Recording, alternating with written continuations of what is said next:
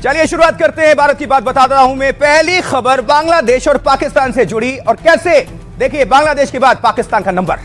सवाल यह है कि बांग्लादेश में हिंसा हो रही थी और बांग्लादेश को भारत में खेलने से डर सताता रहा। बांग्लादेश ने सोचा था कि सुरक्षा हवाला देने से मैच श्रीलंका शिफ्ट हो जाएगा, लेकिन ऐसा नहीं हुआ। इनफैक्ट वो बाहर हो गए, यानी कि उनको बाहर का रास्ता दिखा दिया गया। देखिए बांग्लादेश की अकड़ ढीली हो चुकी है। उसे T20 विश्व कप से आईसीसी ने बाहर का रास्ता दिखा दिया है, बाहर कर दिया गया, out. Bangladesh out, Scotland in.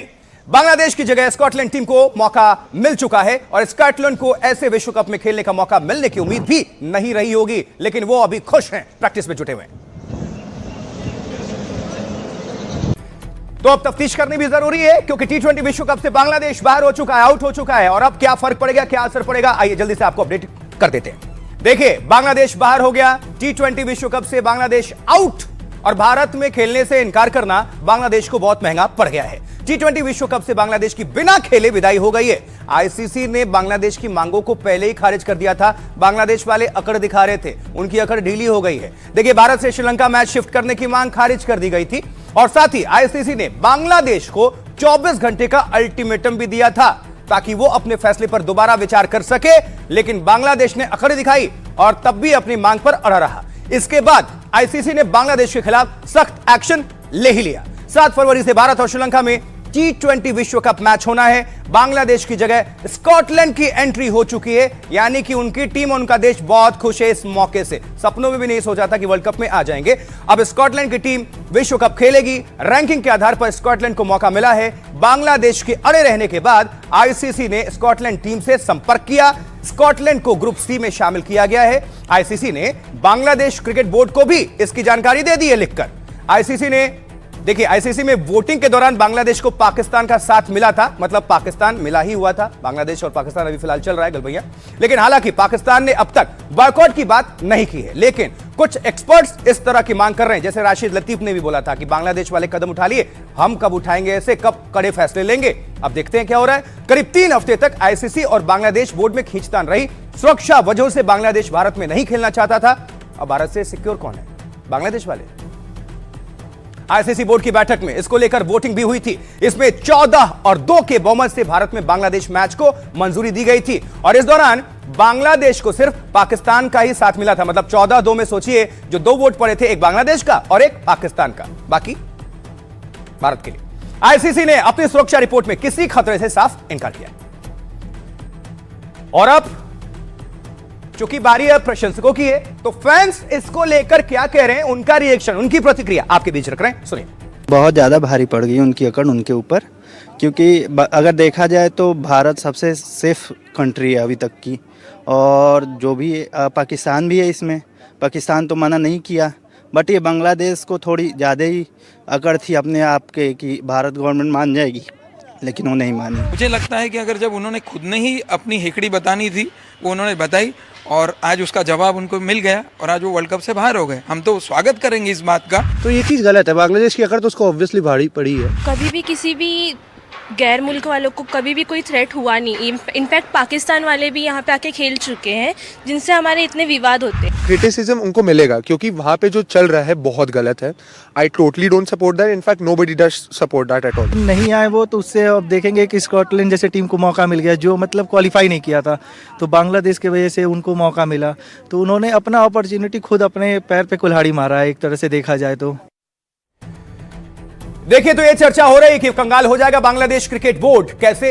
अकड़ में आकर बांग्लादेश ने भारत में खेलने से मना तो कर दिया, लेकिन T20 वर्ल्ड कप में ना खेलने से उसे भारी नुकसान होगा। और इतना कि बांग्लादेश का क्रिकेट बोर्ड कंगाल तक हो सकता है, लाले पड़ जाएंगे। 240 करोड़ रुपए यानी करीब 400 करोड़ टका का उसे सीधे झटका लगेगा, क्योंकि आईसीसी बांग्लादेश को रेवेन्यू के तौर पर हर साल 4.46% पैसे देता है, और आईसीसी का यह सालाना रेवेन्यू $27 मिलियन यानी 240 करोड़ रुपए बैठता है। लेकिन जब बांग्लादेश ने आईसीसी का नियम नहीं माना, तो वो रेवेन्यू भी नहीं देगा।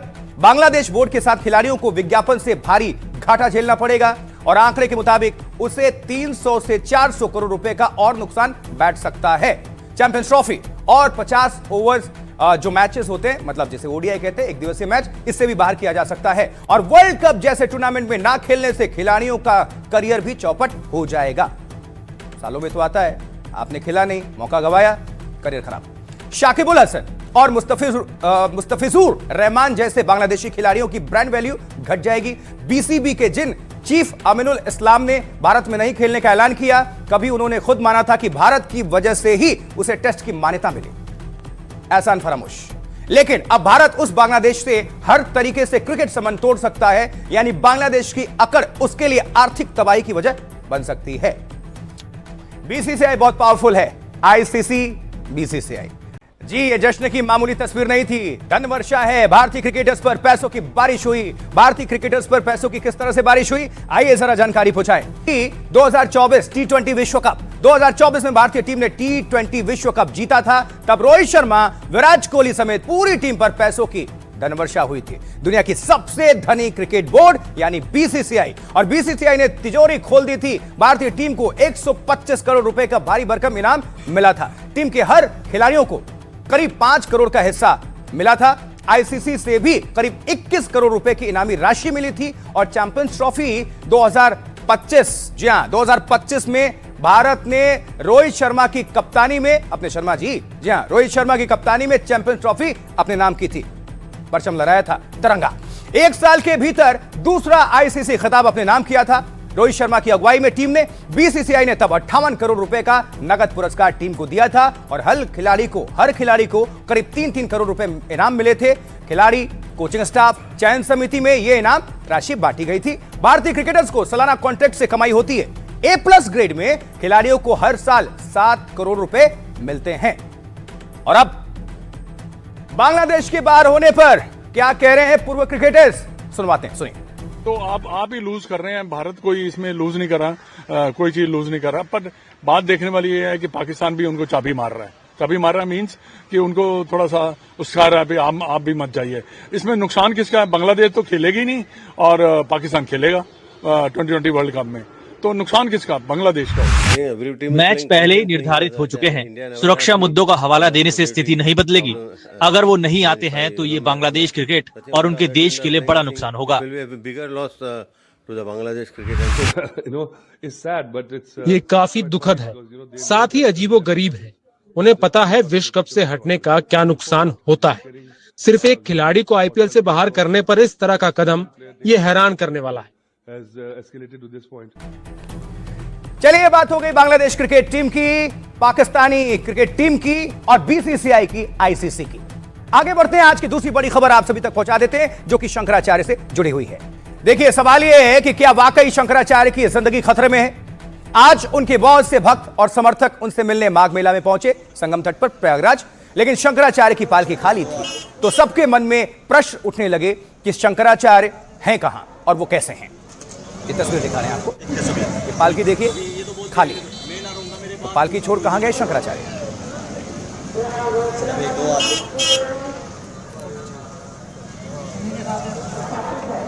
लेकिन ये तो पहली तस्वीर थी। अब थोड़ी देर के बाद भक्तों को शंकराचार्य एक वैनिटी वैन में नजर आ गए, दिखाई पड़ गए। दरअसल 6 दिनों से शंकराचार्य धरने पर बैठे हैं और बीच में अचानक उनकी तबीयत बिगड़ गई। तब से वो पालकी पर कम और इसी वैनिटी वैन में रहते हैं, इसी में आराम करते हैं। ये तस्वीर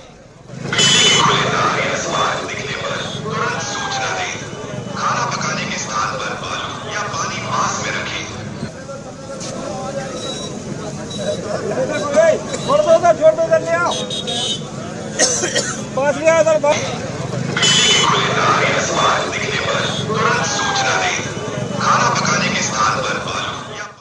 आगे बढ़ते हैं, लेकिन शंकराचार्य के शिविर के पास आज जो तस्वीर सामने आई, उससे वाकई सवाल उठने लगे कि क्या उनकी जान खतरे में है। देखिए, तस्वीर भी साथ साथ दिखा रहे हैं। आखिर शंकराचार्य के शिविर के आसपास क्यों अचानक बहुत से कैमरे लगा दिए गए, जिसे हम कहते हैं सीसीटीवी। देखिए जरा, ये 12 कैमरे आसपास लगा दिए गए चारों तरफ से, शिविर के पास 12 कैमरे। रिपोर्ट भी दिखा देते हैं आपको जल्दी से, तस्वीरों समेत।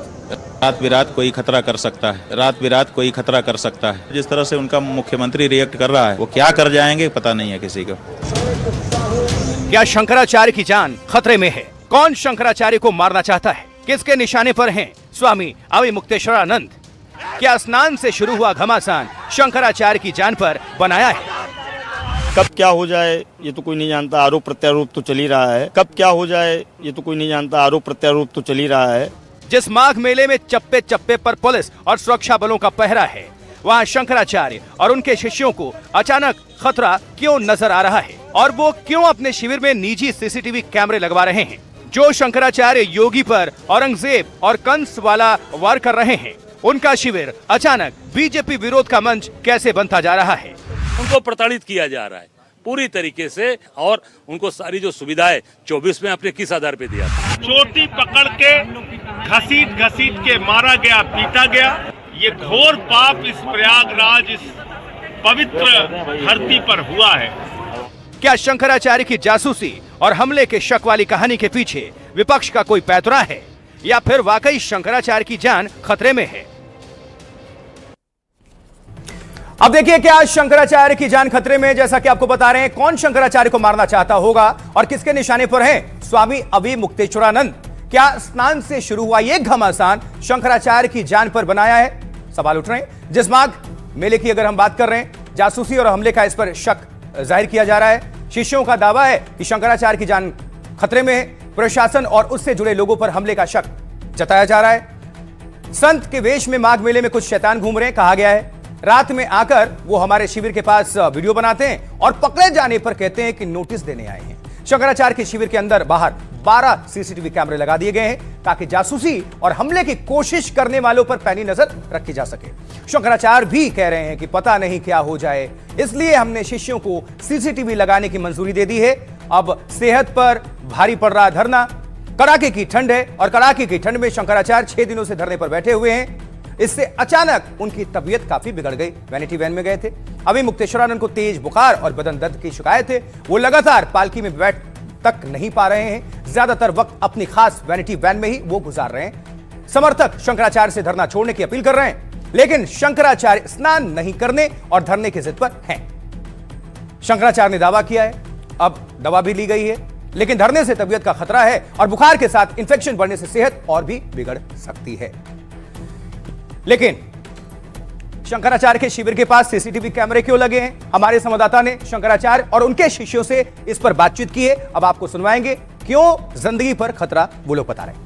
शंकराचार्य अभिमुक्तेश्वरानंद के विवाद के बाद तमाम तरीके के विजुअल सामने आने लगे और अब जब वो प्रोटेस्ट पर बैठे हैं, एहतियातन उनकी टीम की तरफ से यहाँ कैमरे इंस्टॉल किए गए। आपको तस्वीरें दिखाते हैं। शंकराचार्य जिस जगह पर बैठते हैं ठीक उसके सामने कैमरा है। इसके अलावा हर फ्रेम पे, हर कॉर्नर पर यहाँ पर कैमरे लगे हुए हैं सुरक्षा के एहतियातन। ऐसा उनकी टीम का कहना है कि ये कैमरे लगवाए गए हैं। बहुत से लोग व्यक्तिगत रूप से आकर के हमारे शिष्यों से ये बता रहे थे कि रात बिरात कोई खतरा कर सकता है।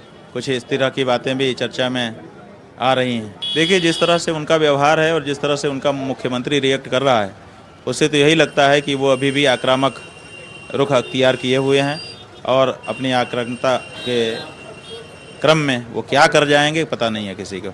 सुरक्षा के दृष्टिकोण से लगाए गए हैं। कब क्या हो जाए ये तो कोई नहीं जानता, आरोप प्रत्यारोप तो चल ही रहा है। शासन प्रशासन बाकी तो सारी चीज़ें ये पूरी दुनिया देख ही रही है, तो उसी दृष्टिकोण को देखते हुए इसलिए लगवाए हैं। कैमरे हैं हमारे जी, अंदर भी दिखाई दे रहे कैमरे लगे हुए। कुल कितने कैमरे लगभग लगे? अब लगे हैं सब, सारे 10-12 कैमरे सारे चारों तरफ से लगे हैं। भाई अपना तो कवर करेंगे ही करेंगे। स्वामी अभिमुक्तेश्वरानंद यानी शंकराचार्य उनके शिष्यों को सुनवा रहे थे। वो क्या कह रहे थे और क्यों चिंता प्रकट कर रहे थे, ये आपने सब कुछ सुन लिया। हमने तो बताया, लेकिन सुनवाना भी उचित था। आपने सुन लिया। आप जरा कुछ आपको और दें, क्योंकि माघ मेले में घमासान से शुरू हुआ यह विवाद शंकराचार्य बनाम योगी का रूप ले चुका है। शंकराचार्य सीधे योगी और उनके प्रशासन पर सवाल खड़े कर रहे हैं।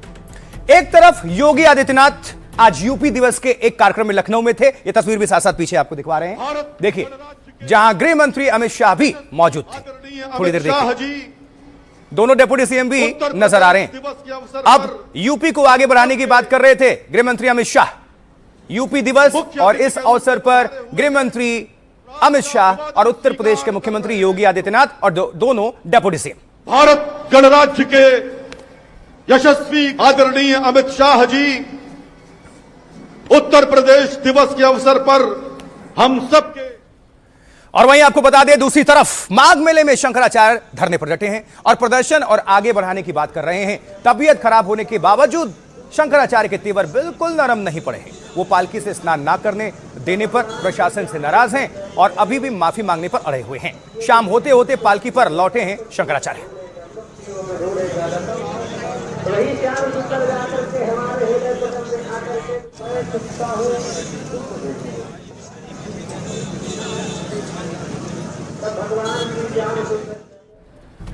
तो आरोप प्रत्यारोप लगाया जा रहा है, प्रहार हो रहा है, एक तरफ से हमले हो रहे हैं तो दूसरी तरफ से भी कोई भी चुप नहीं है। अब जरा आपको हम इस मामले में कुछ जानकारी और पहुंचा देते हैं, क्योंकि कंस की कहां से एंट्री हो गई। देखिए, अब आपको बता दें कि शंकराचार्य ने फिर से योगी सरकार पर सीधा हमला बोला।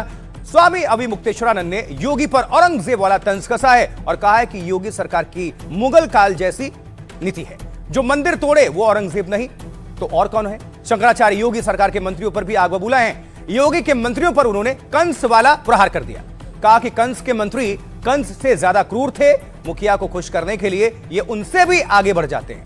हमारे लिए जो भगवान से सद्बुद्धि मांग रहे हैं, भगवान से थोड़ा अपने लिए भी मांग ले तो बेहतर होगा। योगी के कैबिनेट मंत्री नंद गोपाल नंदी, जो कि प्रयागराज से आते हैं, नंद गोपाल नंदी ने सवाल उठाए थे। नंदी ने कहा था कि आदिकाल से जब भी कोई अच्छा काम होता है उसमें किसी ना किसी तरह विघ्न डालने वाले जरूर आ जाते हैं। रामायण और महाभारत में भी अच्छे काम में विघ्न डालने वाले आए थे। किसी पार्टी को लेकर कोई एजेंडा चलाएं तो ये साधु संत का काम नहीं है। मैं भगवान से ये प्रार्थना करूंगा कि ऐसे लोगों को वो सद्बुद्धि दें। अब इसी पर शंकराचार्य ने पलटवार किया था। आगे बढ़िए, देखिए सरकार बनाम शंकराचार्य के विवाद में कैसे बयानों का तूफान मचा है, सुनाते हैं योगी के मंत्री नंद गोपाल नंदी और शंकराचार्य का बयान, दोनों का बयान सुनिए। आदिकाल से जब भी कोई अच्छा काम होता है तो उसमें विघ्न डालने वाले होते हों जरूर, तो हो सकता है उसमें विघ्न डालने का प्रयास हो। जिस तरह से अपार भीड़ हो रही है, लोग दर्शन करने के लिए आ रहे हैं, पूजा पाठ करने के लिए आ रहे हैं, उस आस्था में कोई आदमी आकर के इस तरह से कर रहे हैं तो मैं तो भगवान से यही कहूँगा, भगवान उनको सद्बुद्धि दे। सर दुखिया होता है, उसको खुश करने के लिए उसके जो लोग नीचे के लोग होते हैं उससे ज़्यादा बढ़ जाते हैं।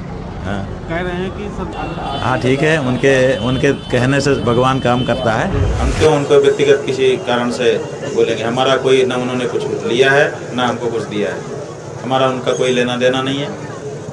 मुख्यमंत्री के रूप में भी हम उनका सम्मान करते हैं। जहाँ तक ये औरंगजेब वाली बात है जिसके कारण साधु संत चर्चा कर रहे हैं, तो वो हमारे अपने अनुभव की बात है। हमने अपनी आंखों से मंदिरों को, मूर्तियों को तोड़ा जाता देखा है, फेंका जाता देखा है, और हम बिल्कुल कटिबद्ध हैं, प्रतिबद्ध हैं।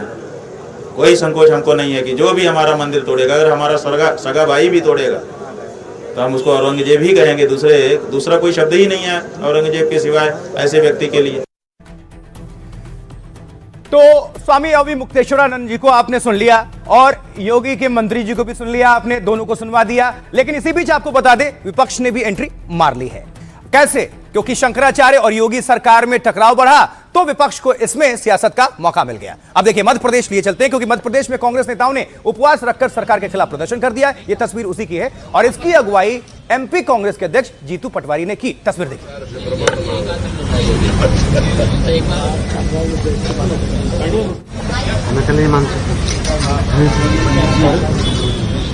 हाँ, तो ये तो बात हो गई मध्य प्रदेश की और वहां की तस्वीरों की। अब कांग्रेस ने प्रदर्शन उत्तराखंड में भी किया है। जी हां, उत्तराखंड में भी, बस यहां तरीका थोड़ा सा बदल गया। उसकी तस्वीरें ये है।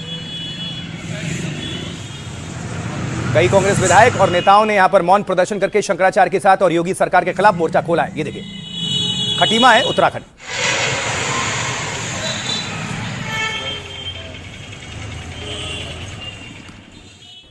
और अब उत्तर प्रदेश से भी कांग्रेस के प्रदर्शन की तस्वीरें सामने आई। राजधानी लखनऊ से सुल्तानपुर तक उसने पोस्टर के जरिए सरकार पर हमला बोला है, जिसकी तस्वीरें हैं देखिए जरा। ये चुटिया पकड़ के जैसे किस तरह से बटुक की, और यही निशाना साधा है कांग्रेस ने, विपक्ष ने। एक तरफ लिखा हुआ है संगम नोज और वो बटुक देख रहे हैं, बाल खींचकर, यानी केश पकड़कर खींचने का, ये सब कुछ इसमें दर्शाया गया है।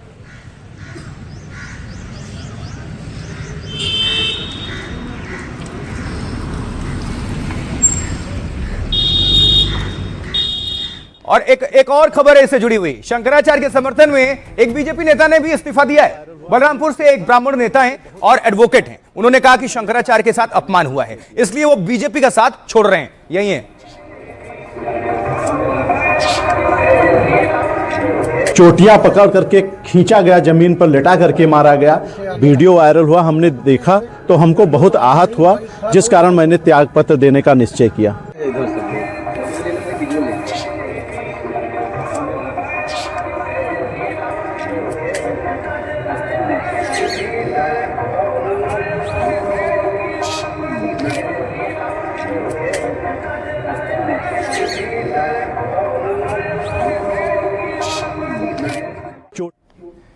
अब देखिए, विपक्ष की एंट्री तो हुई है क्योंकि शंकराचार्य पे लड़ाई है और सियासत इस बीच गरमाई है। कौन क्या कह रहा है जरा आप सभी तक पहुंचा देते हैं। देखिए जरा, अब शंकराचार्य पे जो ये लड़ाई है, अखिलेश यादव क्या कह रहे हैं, अध्यक्ष समाजवादी पार्टी कह रहे हैं कि हमें खुशी है कि अभी मुक्तेश्वरानंद डटे हुए हैं, एक एक सनातनी शंकराचार्य जी के साथ है और उन्होंने नकली सनातनियों की पोल खोल दी। हमारा तो शंकराचार्य जी से सीधा संपर्क है। स्वामी रामदेव योग गुरु वो क्या कह रहे हैं, कहते हैं कि हम शंकराचार्य को ईश्वर का अवतार मानते हैं और उम्मीद करते हैं कि वो किसी विवाद में ना पड़े। भला एक संत विवाद कैसे उत्पन्न कर सकता है, उन्हें सोचना चाहिए कि धरना प्रदर्शन से कुछ नहीं होगा। इमरान मसूद सांसद हैं कांग्रेस के, वो क्या कह रहे हैं, वो कह रहे हैं कि पहले बीजेपी मुसलमानों को टारगेट करती थी, अब शंकराचार्यों को भी निशाना बनाया जा रहा है। क्या देश में अब शंकराचार्य को भी यह सिद्ध करना होगा कि वो शंकराचार्य हैं या नहीं। संजय जायसवाल सांसद है भारतीय जनता पार्टी के, वो क्या कह रहे हैं कि माघ मेले में सभी लोग पैदल ही स्नान करने जाते हैं, बिना वजह स्नान को लेकर विवाद खड़ा किया जा रहा है। सनातन से जुड़े लोग ऐसा काम ना करें जिससे विवाद हो जाए। मायावती बीएसपी सुप्रीमो वो कह रही हैं कि धर्म को राजनीति से जोड़ने की प्रथा खतरनाक है, राजनीतिक हस्तक्षेप से नए नए विवाद और तनाव हो रहे हैं। माघ मेले का विवाद जितना जल्द हो सके सुलझाने की कोशिश हो जाए। शंकराचार्य के स्नान से शुरू हुआ ये घमासान कैसे बड़ी सियासी लड़ाई बन गई, और वो भी आपको हम सुनवाना जरूर चाहेंगे। सुनिए जरा कौन क्या कह रहा है। वहाँ शंकराचार्य स्नान नहीं कर पा रहे हैं, वहाँ शंकराचार्य स्नान नहीं कर पा रहे हैं, तुम चुनाव आयोग के उसकी बात कर रहे हो। आप लड़ते रहना पड़ेगा लगातार। काल नेमी को याद करने वाले बताएं कि कलयुग के काल नेमी कौन है, कि काल नेमी ही काल बन करके इनके आएगा। तय है कि कौन कैसे जाएंगे और सभी पैदल जाते हैं बिना किसी कारण के। कुंभ को, प्रयागराज के मेले को विवाद करना, इस गंगा स्नान में विवाद पैदा करना कहीं से उचित नहीं है। संविधान के अनुरूप कार्य तो हो नहीं रहा है, संविधान को रौंदने का काम हो रहा है। पहले आप मुसलमान को फोकस करके मुसलमान को टारगेट करते थे, अब आपने शंकराचार्य जी को भी टारगेट कर लिया। तो आपका काम तो केवल नफरत है कि नफरत से आप काम करेंगे। केवल सम्मेलनों से गोरक्षा नहीं होगी, केवल नारों से गोरक्षा नहीं होगी, गाय को पालना पड़ेगा। जो गोरक्षा की बात करते हैं, कम से कम पहले जो बड़े साधु संत महात्मा शंकराचार्य, उनको 1-1, 2-2, 5-5, 10-10 हजार गाय खुद पालनी चाहिए। भारत के हजारों साल के इतिहास में गंगा स्नान से कभी शंकराचार्य जी को रोकने की परंपरा, दुस्साहस किसी ने नहीं किया। शंकराचार्य जी के साथ नरेंद्र मोदी, योगी जी ने जो दुस्साहस किया, क्या इस पर देश को मौन रहना चाहिए? मैं समझता हूं कि ये अपने आप में इतना बड़ा पाप है कि सिर्फ सरकार में रहते हुए या सरकार के पद पे रहते हुए इसका भोग या इसकी सजा उनको नहीं मिलेगी। एक पद और प्रतिष्ठा का क्लेम करने वाले स्वामी जी ने सारी विधि व्यवस्था के सिर पर पांव रखकर आगे जाने की चेष्टा की और सत्ता ने, प्रशासन ने प्रतिबद्धता के साथ उनका, दृढ़ता के साथ उनका प्रतिवाद किया और फिर स्वामी जी ने एक विक्टिम फॉर्म में आकर के कि ओहो हमारा सम्मान भंग कर दिया गया, हमें अपमानित कर दिया गया। जब मेले की व्यवस्था में पहले से ही ये निर्देश है तो उस निर्देश के अनुसार उन्हें स्नान में आना ही नहीं चाहिए था, और आना था तो उन मानकों से आना था जो व्यवस्था ने निर्धारित किए हुए मानक थे। किसी दूसरे धर्माचार्य ने आग्रह नहीं किया कि हम रथ पर जाएंगे, पालकी पर जाएंगे। जो पुलिस बैरियर तोड़ करके जाता है वो संत नहीं है। संत वो है कि जो बस्ती देखता है तो रास्ता बदल कर निकलता है कि हमें लोगों से संघर्ष नहीं करना पड़े। तो जो परिस्थिति है ये विधि व्यवस्था पर एक व्यक्ति की प्रतिष्ठा का अहंकार और उससे उत्पन्न संघर्ष है। जो जिस खेमे से झुकाव रखता है, लगाव रखता है, उस हिसाब से बयान भी दे रहा है। ये तो बात हो गई शंकराचार्य की, उनसे जुड़े विवाद की। अब बात डोनाल्ड ट्रंप और ईरान की। चलिए देखिए, अब 25% टैरिफ कम करेगा अमेरिका।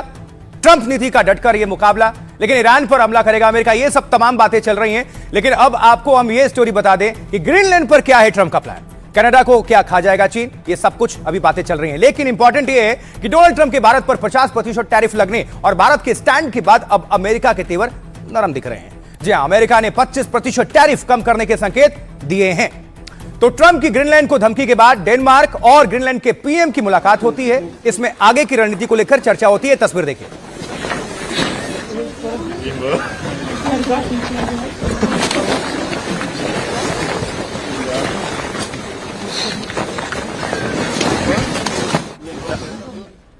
तो एक तस्वीर हो गई। उधर अमेरिका ईरान से आर पार के मूड में है। अभी अमेरिका के जंगी जहाज ईरान के करीब पहुंच चुके हैं। यह तस्वीर देखिए।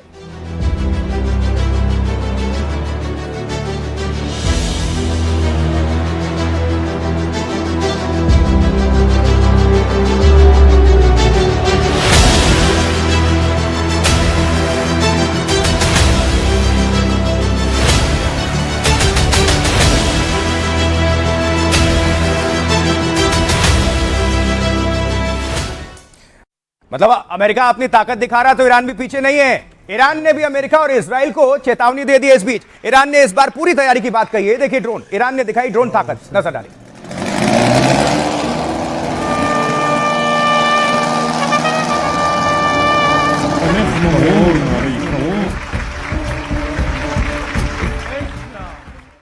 तनातनी का पूरा माहौल है। आर पार के मूड में है ये। अमेरिका के जंगी जहाज कंबोडिया भी पहुंच चुके हैं और ये चीन को पसंद नहीं आ रहा है। जरा नजर डालिए।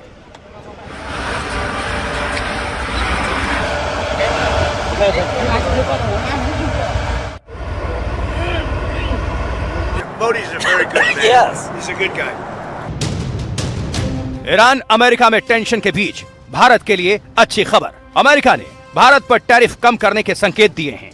दावोस में खुद डोनाल्ड ट्रंप ने प्रधानमंत्री मोदी की तारीफ की थी और जल्द शानदार डील की बात कही थी। ट्रंप की टैरिफ धमकियों के बीच मोदी ने जिस तरह पूरे मामले को संभाला, अब दुनिया में इसकी तारीफ हो रही है।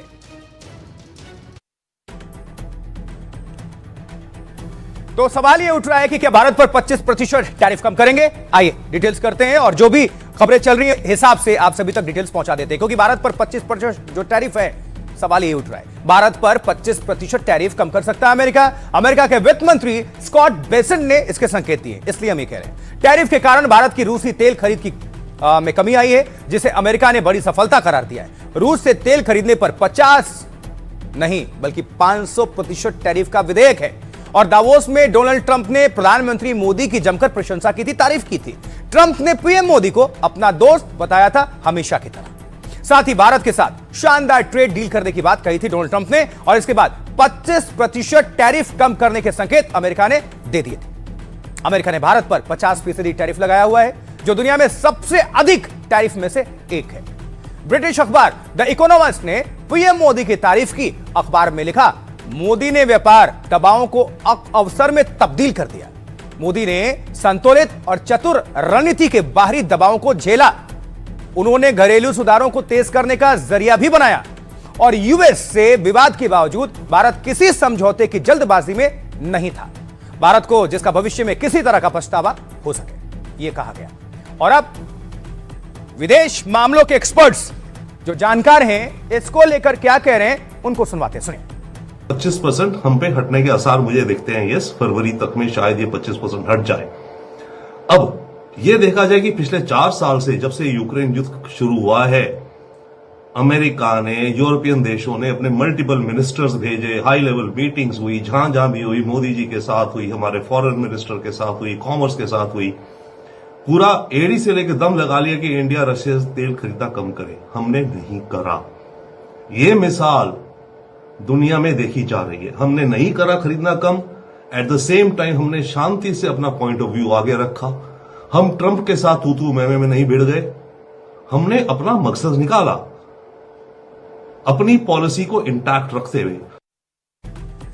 चलिए, ये तो हमने टैरिफ की बात कर ली, भारत अमेरिका को लेकर बात कर ली। लेकिन अब भारत यूएस और ईरान की बात, क्योंकि क्या हमला करेगा अमेरिका? सवाल यह है। अब अमेरिका ईरान पर हमला करेगा, दुनिया भर में इसको लेकर एक्सपर्ट्स अनुमान भी लगा रहे हैं। लेकिन ईरान ने खामनेई के खिलाफ जोरदार प्रदर्शन हुआ था। ये थोड़े दिन पहले की जो तस्वीरें आपको दिखा भी रहे हैं। अब देखिए, इसके बाद डोनाल्ड ट्रंप ने ईरान सरकार को प्रदर्शनकारियों के खिलाफ एक्शन नहीं लेने को कहा था। पहले ये प्रदर्शन देखिए।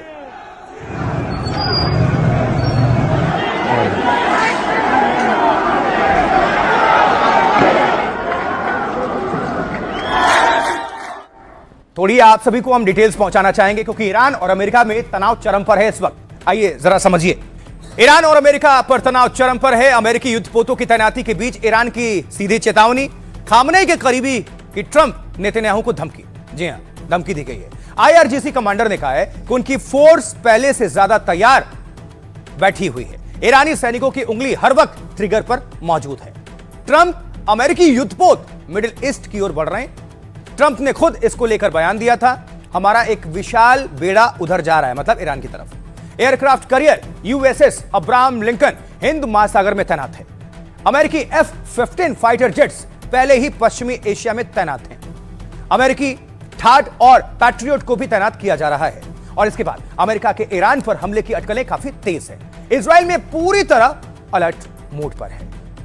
लेकिन जो खामनेई के प्रतिनिधि हैं वो क्या कह रहे हैं, जरा उनको भी सुनना चाहिए, सुनवाते हैं, रखिए उनका पक्ष। ट्रंप की तरफ से इस तरह का बयान नया नहीं है, ईरान भी पूरी तरह से तैयार है। ट्रंप की तरफ से इस तरह का बयान नया नहीं है, ईरान भी पूरी तरह से तैयार है। थोड़ा आपको और हम लिए चलते हैं, कुछ डिटेल्स आप सभी तक पहुंचाना जरूरी हो जाता है इस बीच, क्योंकि ट्रंप ग्रीनलैंड पर भी बार बार बयान बदल रहे हैं। अब समझिए जरा कि ग्रीनलैंड को अमेरिका में उनका मिलाने का प्लान अभी खत्म नहीं हुआ है। थोड़ा ये देखिए जरा।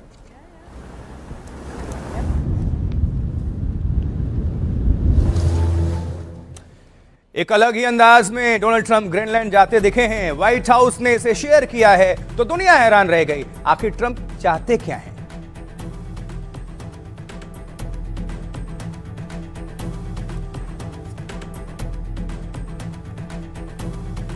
ये देखिए, जिसकी चर्चा हो रही है, पेंगुइन झंडा लिए जा रहा है, डोनाल्ड ट्रंप मौजूद हैं।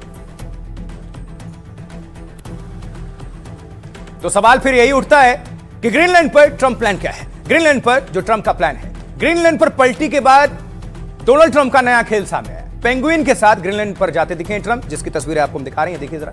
एक तरफ पेंगुइन है और दूसरी तरफ डोनाल्ड ट्रंप है। ट्रंप ने सोशल मीडिया का नया ट्रेंड फॉलो किया है। एआई फोटो, जी हां, एआई फोटो से ग्रीनलैंड पाने की इच्छा जताई है। एआई फोटो से व्हाइट हाउस ने एक्स पर पेंगुइन और ट्रंप की फोटो शेयर कर दी, जिसमें अमेरिकी झंडा लिए पेंगुइन जा रहा है। इसमें पेंगुइन ने अमेरिका का झंडा पकड़ा हुआ है। जैसा कि आपको बता रहे हैं, ट्रंप और पेंगुइन साथ में पहाड़ों की तरफ आगे बढ़ रहे हैं, जहां ग्रीनलैंड का झंडा दिख रहा है। ट्रंप लगातार ग्रीनलैंड पर कब्जे की बात करते रहे हैं, लेकिन दावोस में डोनाल्ड ट्रंप ने इससे यू टर्न ले लिया था, जैसा कि हमेशा लेते हैं, दुनिया भी जानती है। वैसे ग्रीनलैंड को लेकर एक संभावित समझौते की ग्रीनलैंड को लेकर उन्होंने बात कही थी। ट्रंप ने कहा था कि इस पर नाटो देशों से वार्ता हुई है, बातचीत हुई है। लेकिन इंपॉर्टेंट यह है कि ग्रीनलैंड के प्रधानमंत्री क्या कह रहे हैं। ग्रीनलैंड के पीएम को जरूर सुनना चाहिए, सुनवाते हैं, सुनिए। In terms of cooperation, अगर आप हमारे संसाधनों पर कब्जा करना चाहते हैं, आपको हमारे कानून को मानना होगा, पर्यावरण के प्रति हमारे उच्च मानकों को मानना होगा, क्योंकि ये हम जो हैं उसका हिस्सा हैं और हमारी संस्कृति भी है। ट्रंप ने जो भी हो, लेकिन खलबली मचाई हुई है पूरी दुनिया में। देखिए, ट्रंप ने चीन और कनाडा को लेकर भी बयान दिया है। ट्रंप ने कहा है कि चीन कनाडा को खा जाएगा।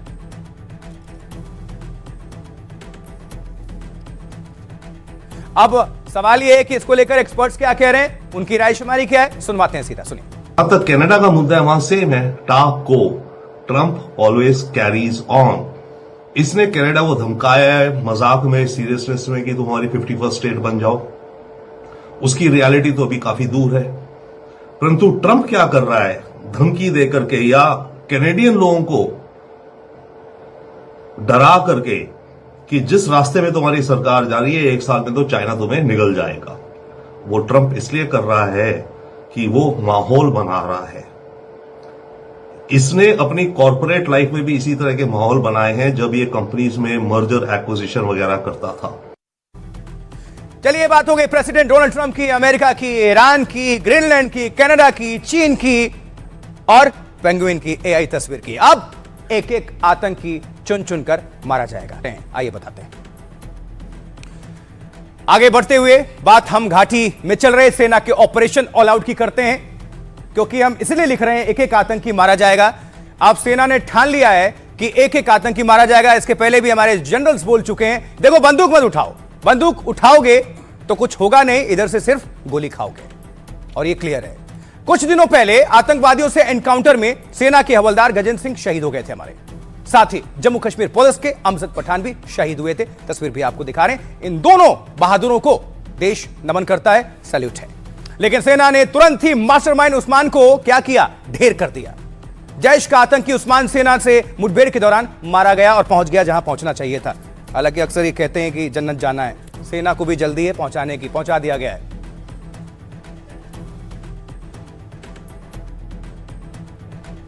देखिए ये पहले मुस्कुरा रहा था, ये आतंकी है उस्मान, ढेर हो चुका है, अब सेना मुस्कुरा रही। आगे बढ़े। कठुआ में सर्च ऑपरेशन जारी है। बाकी बचे आतंकवादियों का भी काउंटडाउन शुरू हो चुका है, कोई बचेगा नहीं। चप्पे चप्पे पर सुरक्षा बलों की पैनी नजर है। ये देखिए तस्वीर। अब आपको पहले की तस्वीरें दिखाते हैं और ये सुरक्षा लिहाज से बहुत इंपॉर्टेंट होता है, क्योंकि एक भी मूवमेंट किसी को भी पता नहीं चलना चाहिए, कब की है गतिविधि, कब का है, ये सब कुछ दिन का है।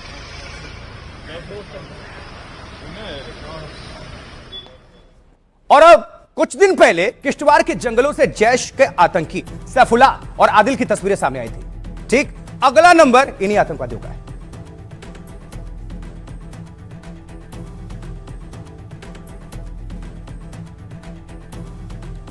देखते जाइए, थोड़ी देर देख लीजिए, पहचान भी लीजिए, क्योंकि फिर ये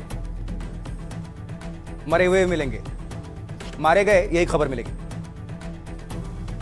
तो चलिए अब आपको बताते हैं कि सेना के ऑपरेशन में क्या कुछ हुआ है। जम्मू कश्मीर के कठुआ में जैश ए मोहम्मद का आतंकी उस्मान ढेर। पिछले एक हफ्ते से आतंकवादियों की तलाश में ऑपरेशन चलाया जा रहा था। सुरक्षा बलों की तरफ से, भारतीय सुरक्षा बलों की तरफ से आतंकी ने एक घर में घुसकर नागरिकों को बंधक बना लिया था और बाद में सेना और पुलिस ने पहले नागरिकों को सुरक्षित बचाया। इंपॉर्टेंट पहले यह है। उसके बाद जैश ए मोहम्मद का आतंकी उस्मान मार दिया गया। दावा है कि सुरक्षा बलों और उस्मान का पहले भी आमना सामना हुआ। कठुआ, डोडा और उधमपुर में वो सुरक्षा बलों से बचकर भाग गया था, निकल गया था। 18 जनवरी को किश्तवाड़ में सेना पर ग्रेनेड हमला भी हुआ था। इस अटैक में हमारे एक जवान शहीद हुए, वहीं 6 सैनिक हमारे घायल हुए। कहा जा रहा है कि इस ग्रेनेड हमले का जिम्मेदार उस्मान ही था, मार दिया गया। 26 जनवरी से पहले वो किसी बड़े अटैक की फिराक में था, लेकिन सेना ने उसकी साजिश को पूरी तरह से फेल कर दिया और दावा है कि अब भी घाटी में कुछ आतंकी छुपे हुए हैं, लेकिन कब तक, सवाल यही है, मारे जाएंगे। जैश कमांडर सैफुल्लाह, आदिल समेत कई आतंकवादी रडार पर हैं। दावा है ये सारे आतंकवादी किश्तवाड़ के जंगलों में छुपे हुए हैं और सेना, सीआरपीएफ और Jammu Kashmir police search operation लगातार चला रही है। 26 जनवरी से पहले सतर्कता भी बरती जा रही है, अलर्ट मोड पर हैं देश की सुरक्षा एजेंसियां। सारे एसएसपी क्या कुछ कह रहे हैं ये भी आपको हम सुनवा देते हैं जरा। 1-2 हाइड आउट हमें ऐसी मिली हैं जिसके अंदर वो नेचुरल केव में थी, बट ये जो 7 तारीख वाली हाइड आउट थी उसके अंदर तो ये बना रहा था खुद से, तो पत्थर वत्थर रख के एक बंकर टाइप का बना रहा था और एक डेंस कैविटी टाइप की बना के उसके अंदर छुपा रहता था। कुछ क्या मिला हाइड आउट से? जो हाइड आउट से इसके उस दिन तो खाने का सामान, कुछ सिलेंडर वगैरह, बर्तन, ये सब मिले थे। चलिए, पुलिस की तरफ से ये सामने जानकारी आई थी, उसको अभी आप तक हमने पहुंचाया। लेकिन अब हम जैसा कि कह रहे थे कि 26 जनवरी यानी गणतंत्र दिवस से पहले अलर्ट मोड पर हैं देश की सुरक्षा एजेंसियां और पुलिस प्रशासन। देखिए, जगह जगह चेकिंग अभियान चलाया जा रहा है, उसकी एक तस्वीर सबसे पहले दिखा देते हैं। देखिए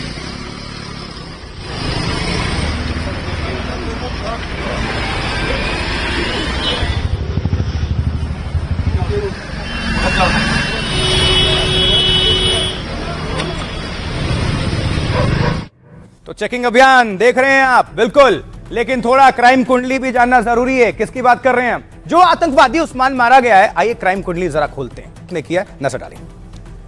देखिए, उस आतंकी की बात कर रहे हैं, उस्मान की, जो कि ढेर हो चुका है। उसकी आतंक की कुंडली जानिए जरा। आपको जैश आतंकी उस्मान का दूसरा नाम अबू माफिया था, ये बता दें। पाकिस्तान मूल का ये आतंकवादी 2 सालों से एक्टिव था, सक्रिय था। 2 साल पहले ये पाकिस्तान से घुसपैठ करके यहां आ गया। 2024 से ये डोडा, उधमपुर, कौथा इलाके में एक्टिव हो गया था और इसके ऊपर 6 से ज्यादा आतंकी मामले दर्ज हुए थे। उस्मान जैश ए मोहम्मद के लोकल ऑपरेशन के लिए जिम्मेदार था, रिस्पॉन्सिबल था। बड़े हमलों की जगह यह ग्राउंड लेवल टेरर फैलाने का काम करता था।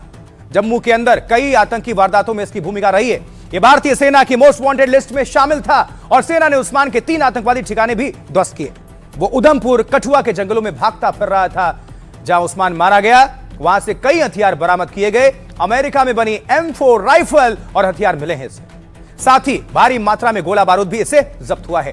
उस्मान जम्मू के अंदर जैश को बढ़ाने का काम कर रहा था, लेकिन उसके मारे जाने से घाटी में जैश कमजोर हुआ और सेना बाकी बचे पाकिस्तानी आतंकवादियों को ढूंढने का काम कर रही है। जरूरी नहीं है कि पाकिस्तानी आतंकवादी जो यहां पे भी मिले रहते हैं या छुपे रहते हैं वो भी आतंकी। जी बता दें कि साल 2025 में भी घाटी से आतंकवादियों का सफाया हुआ। पिछले साल जम्मू कश्मीर में 46 आतंकवादियों का काम तमाम कर दिया था भारतीय फौज ने, भारतीय सुरक्षा बलों ने। और इस बीच जम्मू कश्मीर कठुआ की एसएसपी सुनवाएंगे, सुनिए जरा। 7 तारीख के एनकाउंटर के बाद जब ये स्लिप किया था तो उसके बाद से हमारा सर्च ऑपरेशन इस पूरे जंगल एरिया में लगातार जारी था, जिसमें एक बारी और इसके साथ कांटेक्ट हुआ और इसी दौरान 3 हाइड आउट भी बस्ट किए गए। आज फिर एक स्पेसिफिक इनपुट आई हमारे पास 1 बजे के करीब, पटेतर गांव पड़ता है बिलावर में, वहां से कि ये एक घर में है और इसने कुछ सिविलियंस को हॉस्टेज भी बना रखा है। हमने अपनी पार्टी को इमीडिएटली वहां पे मूव किया और हमारे जो सीआरपीएफ और आर्मी थी वो भी हमारे साथ कॉर्डन के अंदर थी। आपने वो कहावत तो सुनी होगी, जो जैसा करता है वैसा भरता है। मतलब गोली चलाने का इरादा रखोगे तो गोली तो खाओगे। इसलिए सेना और सरकार हमारी कहती रहती है कि आप बंदूक ना उठाएं, उठाओगे मार दिए जाओगे, क्या फायदा। ऐसा ही हो रहा है। अब सवाल ये है कि बात आतंक और आतंकवादी की हम कर ही रहे हैं तो ये कहना बिल्कुल ठीक होगा, जो जैसा करता वैसा भरता। हम आपको अब पाकिस्तान में आत्मघाती हमले की खबर दिखाते हैं। पाकिस्तान के खैबर पख्तूनख्वा में एक शादी चल रही थी। शादी में नाच गाना तमाशा चल रहा था। अब जरा ये तस्वीर देख लीजिए कि कैसे लोग मौज मस्ती में हैं और जमकर एंजॉय कर रहे हैं। ये तस्वीर पहले थोड़ी देर देखिए।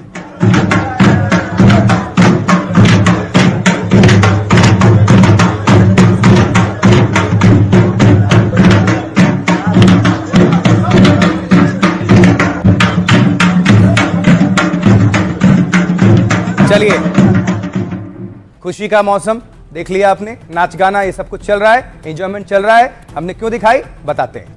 अचानक उस शादी में ब्लास्ट हो जाता है और ब्लास्ट होते ही अफरा तफरी मच जाती है और 5 लोगों की मौत। वो एक फिदायीन हमला था। देखिए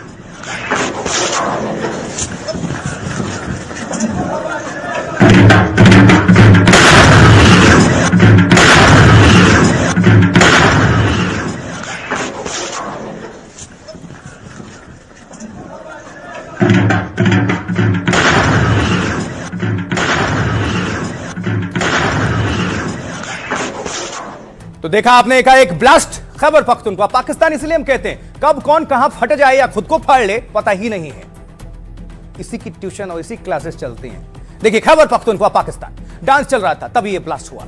और अब आपको पूरी खबर बता देते हैं। उत्तरी पश्चिमी प्रांत खैबर पख्तूनख्वा में एक शादी थी। शादी कार्यक्रम शांति समिति के प्रमुख के घर पर था और वहां मौजूद मेहमान जश्न में डूबे थे, मस्ती में नाच रहे थे, झूम रहे थे। तभी होता है जोरदार विस्फोट और मार दिए जाते हैं कितने लोग, 5 और बहुत सारे हो जाते हैं जख्मी। कमरे की छत गिर गई, अफरा तफरी मच गई, लोग छत के मलबे के नीचे दब गए। विस्फोट की खबर फैलते ही रेस्क्यू ऑपरेशन शुरू होता है, लेकिन छत के मलबे में फंसे लोगों तक पहुंचना मुश्किल था। विस्फोट में 5 लोगों की मौत की खबर, 10 से ज्यादा घायल। मरने वालों में टीटीपी का पूर्व आतंकी। मतलब ताज्जुब यह है कि मारा भी जाता है कौन, मारते हैं आतंकी, मरता कौन, आतंकी। अब देखिए मरने वालों में टीटीपी का पूर्व आतंकी नूर आलम महसूद है। जहां शादी थी यानी जहां ब्लास्ट हुआ वो घर नूर आलम का ही था। आशंका है कि नूर आलम के घर पर हमला टीटीपी ने करवाया और नूर आलम पाकिस्तान खुफिया एजेंसी आईएसआई के लिए काम करता था। कहते कि 2016 में नूर आलम महसूद टीटीपी से अलग हो गया था और नूर आलम ने टीटीपी के जज्बे अज़्ब ऑपरेशन का विरोध किया था। नाम भी अजीब होता है, जज्बे अज़्ब ऑपरेशन का इसने विरोध किया। टीटीपी छोड़कर नूर आलम महसूद आईएसआई के लिए काम करने लगा था। उसने टीटीपी छोड़ने वाले आतंकवादियों की एक प्राइवेट सेना खड़ी कर दी और इस सेना को आईएसआई और पाकिस्तानी फौज ने शांति कमेटी का नाम दिया था। मतलब वहां भी शांति कमेटी है। चलिए, इस शांति कमेटी का काम टीटीपी के आतंकवादियों से लड़ना था। इसी कारण पाकिस्तानी फौज और आईएसआई इसे गुड तालिबान कहती है। खैबर पख्तूनख्वा में शांति कमेटी पर लगातार हमले हो रहे थे और इस महीने के शुरू में बन्नू जिले में 4 सदस्यों की हत्या हो गई थी। नवंबर 2025 में बन्नू में ही शांति समिति के 7 लोग मारे गए थे। और अब आपको हम कुछ तस्वीरें दिखा देते हैं, नजर डालिए। ये तस्वीर क्योंकि आगे हम बढ़े अब उज्जैन की, क्योंकि हमने पाकिस्तान की बात करें, अब भारत में लिए जाते हैं उज्जैन की खबर, जहां तराना इलाके में 2 दिनों की हिंसा के बाद आज हालात पटरी पर लौट रहे हैं, सामान्य हो रहे हैं। आज यहां बाजार, दुकानें खुल चुकी हैं। तस्वीर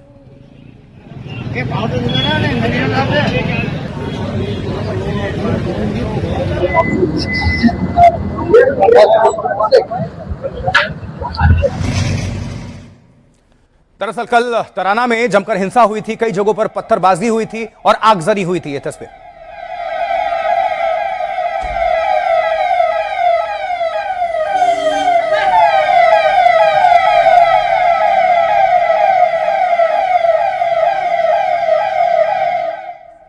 तो ये जो विवाद है तराना में विवाद शुरू हुआ था गुरुवार की रात को, जब 2 लोग, मतलब 2 समुदाय के लोग आमने सामने आ गए थे और फिर कई बसों को आग के हवाले इन लोगों ने कर दिया था।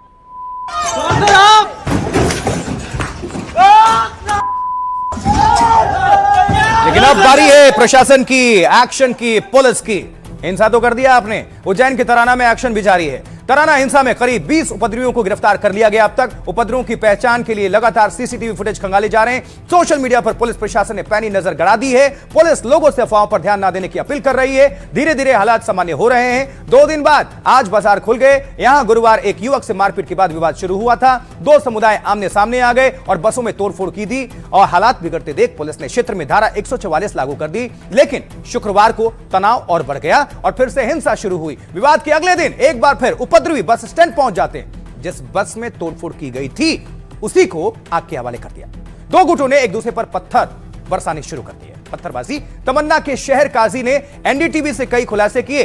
उन्होंने कहा कि शुक्रवार को बस में आग लगाने से हिंसा भड़की और नमाजियों ने पथराव किया और मंदिर को भी निशाना बनाया। शांति बहाल करने के लिए पुलिस ने फ्लैग मार्च शुरू किया और सीसीटीवी की मदद से उपद्रवियों की धरपकड़ शुरू हो गई। अब तो भाग रहे हैं, पहले आए थे अब भाग रहे हैं। 2 दिनों के हिंसा के बाद अब हालात सामान्य बताया जा रहा है। तो पुलिस प्रशासन की तरफ से क्या कुछ कहा गया है, क्या है एक्शन है, सब कुछ जानकारी आप सभी तक पहुंचाने जा रहे हैं और साथ ही पॉलिटिकल जो रिएक्शंस आ रहे हैं सियासी, वो भी सुनिए।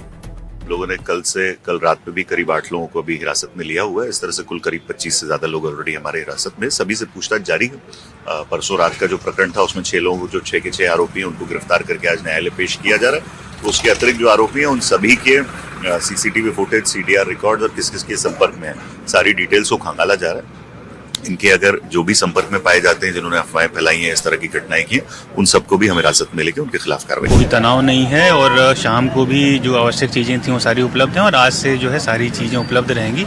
आपके माध्यम से मैं सभी से अपील करना चाहूंगा कि किसी प्रकार से किसी अफवाह पे ध्यान ना दें और शांति व्यवस्था बहाल रहने में अपना योगदान करें। आपकी हमारा कोई विवाद हो तो वो अपने तक हो गया ना, फिर पूरे नगर में उसको फैलाया किसने? गुरुवार की सारी रात किसने फैलाया? ये लोग इधर के संगठन के थे। किस संगठन के? ये हिंदू संगठन के इधर के लोग थे। तो इसके जवाब में मुस्लिम संगठन के लोगों ने फिर पथराव किया? नहीं, मुस्लिम संगठन ने पथराव नहीं किया। फिर किसने किया? मध्य प्रदेश की खबर आप सभी तक हमने पहुंचा दी। हिंसा वाले ने तो हिंसा कर दिया, लेकिन अब उनकी हालत खराब है। कुछ फरार हैं और कुछ गिरफ्तार हैं। 20 गिरफ्तारी हो चुकी है, सीसीटीवी खंगाले जा रहे हैं और पुलिस कह रही है कि छोड़ेंगे नहीं। चलिए आगे बढ़ते हैं और एक एक्टर की बात करते हैं जिसने कर दी फायरिंग। जी, अब हम बात कर रहे हैं, ऐसे एक्टर की पहचान तो लिए ही होंगे। देखिए, ये फायरिंग करने का इन पर आरोप है। इनका नाम है KRK, कमाल राशिद खान। मुंबई पुलिस ने कमाल राशिद खान यानी KRK को गिरफ्तार किया है और जिसके बाद कोर्ट ने इन्हें 27 जनवरी तक पुलिस कस्टडी में भेज दिया है। देखिए जरा।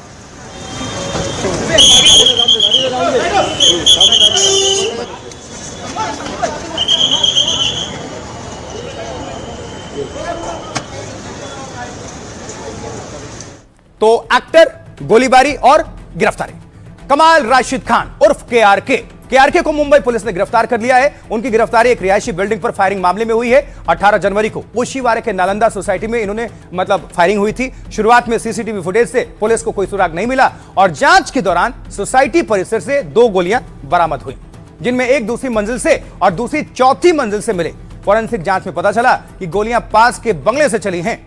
जिस बंगले से गोलियां चलने का शक था वो किसका था? इन्हीं का, KRK, कमाल राशिद खान। शुक्रवार देर रात पूछताछ के लिए उन्हें थाने लेकर आया गया था और KRK ने कबूल कर लिया, खुद स्वीकार कर लिया कि लाइसेंसी बंदूक से 2 राउंड फायर किया था। पुलिस के मुताबिक फायरिंग के पीछे की वजह अभी साफ नहीं है। KRK ने 2005 में उत्तर प्रदेश से गन का लाइसेंस और गन ली थी।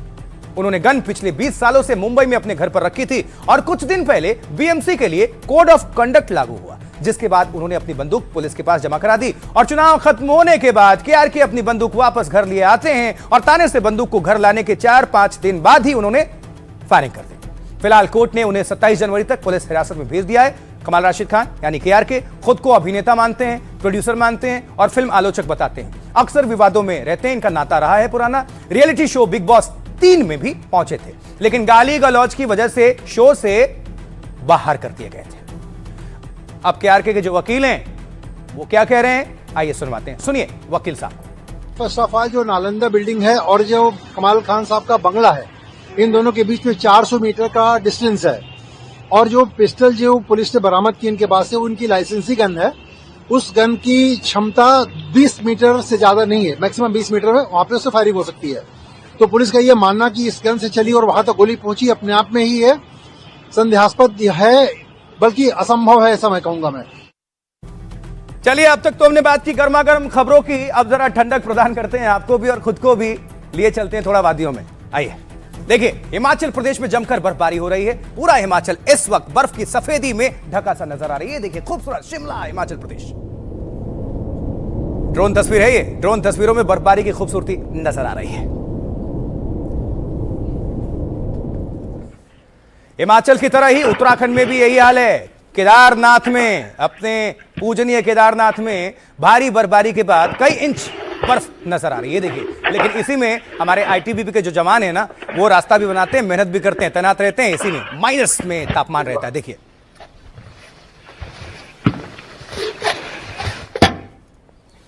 जम्मू कश्मीर के अनंतनाग में भी हर तरफ बर्फ ही बर्फ नजर आ रही है। सड़कों से लेकर गाड़ियों तक सब कुछ बर्फ में है। देखिए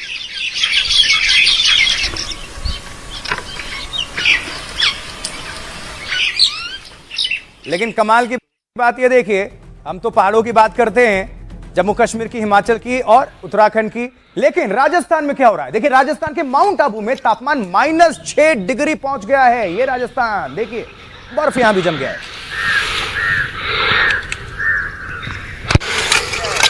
पानी की बूंदे बर्फ में तब्दील हो गई। देखिए जरा,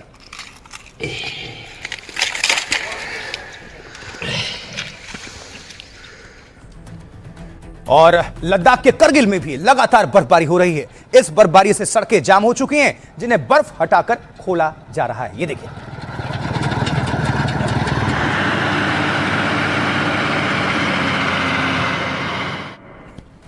आइए जरा कुछ तस्वीरें दिखाते हैं। जम्मू कश्मीर लिए चलेंगे आपको फिर से। जम्मू कश्मीर में 3 लोग भारी बर्फ के बीच फंस गए थे और जिनका आज रेस्क्यू किया गया है। 4 फीट बर्फ में टीम 11 किलोमीटर तक 3 लोगों को निकालने पहुंचती और फिर तीनों लोगों की जिंदगी बचा ली गई। रक्षी मोड़, पुलिस, बीआरओ, सीपीएल, रेस्क्यू, 3 बंदे मुलाज के। उसके बाद खुशी का मौका था, बारी थी तो सेल्फी भी हो गई वहीं पर। देखिए, वहीं उत्तराखंड में बर्फबारी में एक बारात ही फंस गई। विवाह स्थल तक जाने के लिए दूल्हे समेत सभी बारातियों को बाकी रास्ता पैदल ही तय करना पड़ा। तुम गाड़ी जोड़ा, नचाओ इसको, नचाओ इसको, नचाओ। दूल्हे राजा देखिए फंसे हुए हैं, बर्फबारी हो रही है, लेकिन कहते हैं ना आपदा में अवसर, तो उसमें खुशनुमा माहौल भी बन गया है। तुम गाड़ी जोड़ा, नचाओ इसको, नचाओ इसको, नचाओ। चलिए, सारे चेहरे खुश हैं। चलो अब चलिए, ये भी याद रहेगा, यादगार।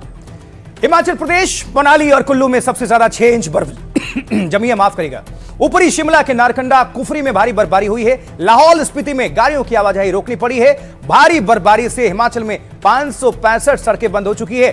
4800 ट्रांसफार्मर्स ठप पड़े हैं, जिससे बिजली प्रभावित हो रही है। जम्मू कश्मीर घाटी के अधिकांश हिस्सों में काफी बर्फबारी हुई है और गुलमर्ग में 3 फीट से अधिक बर्फ दर्ज की गई है। अनंतनाग जैसे मैदानी इलाकों में भी कई इंच मोटी बर्फ है। कल श्रीनगर एयरपोर्ट पर सभी उड़ानें रोकनी पड़ी थी। उत्तराखंड में क्या हालत है? उत्तराखंड, बद्रीनाथ, केदारनाथ और गंगोत्री में कई फीट मोटी बर्फ की चादर है।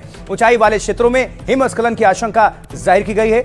इन इलाकों में स्थानीय लोगों को अलर्ट रहने को कहा गया है। बर्फबारी से कई सड़कें बंद हो चुकी हैं, कई जगह बिजली ठप है। देहरादून, हरिद्वार जैसे निचले इलाकों में भी बारिश हो रही है।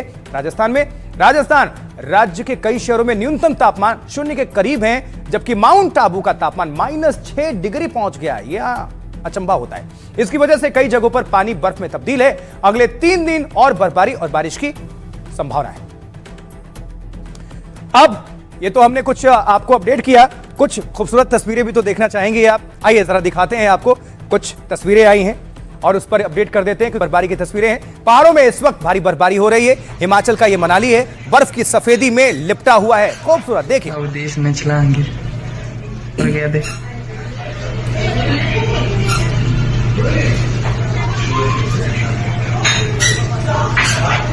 देश में चलाएंगे। जी हां, तो एक तरफ बर्फबारी ने पहाड़ों पर आम लोगों का जीवन मुश्किल किया है, तो दूसरी तरफ बर्फबारी से पर्यटकों के चेहरे खिले हुए हैं। जम्मू कश्मीर से हिमाचल और उत्तराखंड तक सैलानियों का मेला लगा हुआ है। भारी संख्या में लोग बर्फबारी का लुत्फ उठाने पहुंच रहे हैं। जिस पहलगाम में आतंकवादी हमले के बाद से पर्यटकों का जाना बंद हो चुका था, वहां भी अब सैलानियों की भीड़ नजर आ रही है, जिससे कई जगहों पर जाम की स्थिति बन गई है। हिमाचल में भारी संख्या में पर्यटक लगातार पहुंच रहे हैं। एक अनुमान के मुताबिक अकेले शिमला में, राजधानी है, 6000 गाड़ियों की हर दिन एंट्री हो रही है। मनाली की एक तस्वीर सोशल मीडिया पर सामने आई, जिसमें दावा किया गया है कि गाड़ियां जाम में फंसी हुई हैं और इससे गाड़ियों पर बर्फ की मोटी परत जम गई है। ऐसी तस्वीर जम्मू कश्मीर से भी सामने आई, जहां पर भारी बर्फबारी की वजह से हाईवे को बंद करना पड़ा। इससे हाईवे बर्फबारी का लुत्फ उठाने जा रहे पर्यटकों की गाड़ियों की लंबी कतार लग गई। हालांकि इस दौरान भी जाम के बीच कुछ पर्यटक मौज मस्ती करते हुए नजर आए। अच्छी बात है। चलिए, इसी के साथ आज भारत की बात बताता हूं मैं। इतना ही। मुझे आशुतोष चतुर्वेदी को आप दीजिए इजाजत। उम्मीद करते हैं कि आज का बुलेटिन, आपका ये स्पेशल एडिशन अच्छा ही लगा होगा। चलिए, आप बने रहें, देखते रहें एनडीटीवी इंडिया। यहां खबरें लगातार जारी हैं। आप सभी दर्शकों का तहे दिल से आभार और नमस्कार।